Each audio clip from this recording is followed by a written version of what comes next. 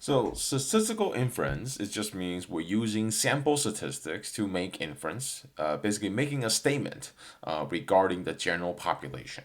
Right? And so we do this in three steps. We collect a random sample, and then we calculate sample statistics from that random sample. And so the random sample will come in the form like such so, x1, x2, dot, dot, dot, xn.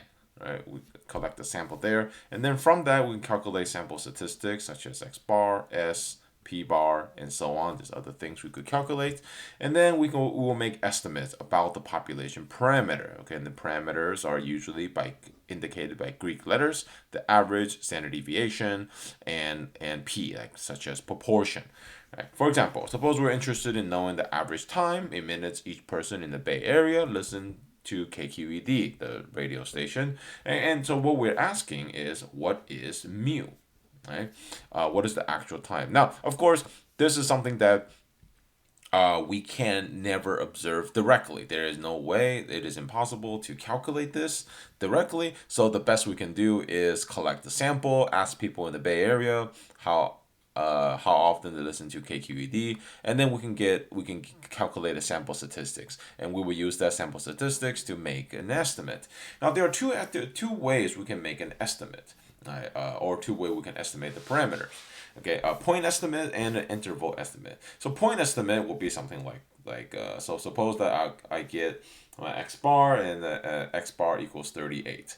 Okay, that's my average. Then my estimate will be, well, on average, right? I could say the average is 38 minutes. Right, I can make that statement. So that's the estimate. Now the interval estimate, right, goes a little bit different. Like suppose I get an interval, let's say 26 to 50.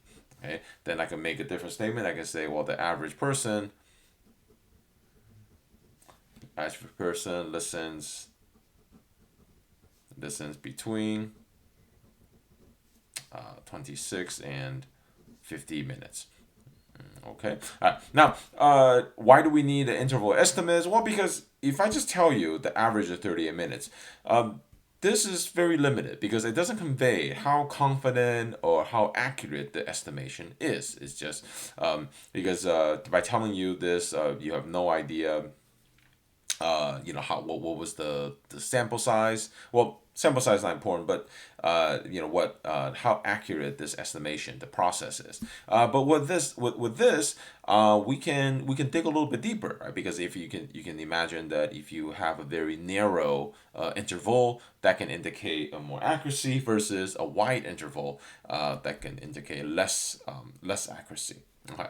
So we're gonna start. So this chapter is gonna be about interval estimation. Okay. And from now on, we will call that confidence interval. Okay. So to start, we need to discuss the concept of margin of error.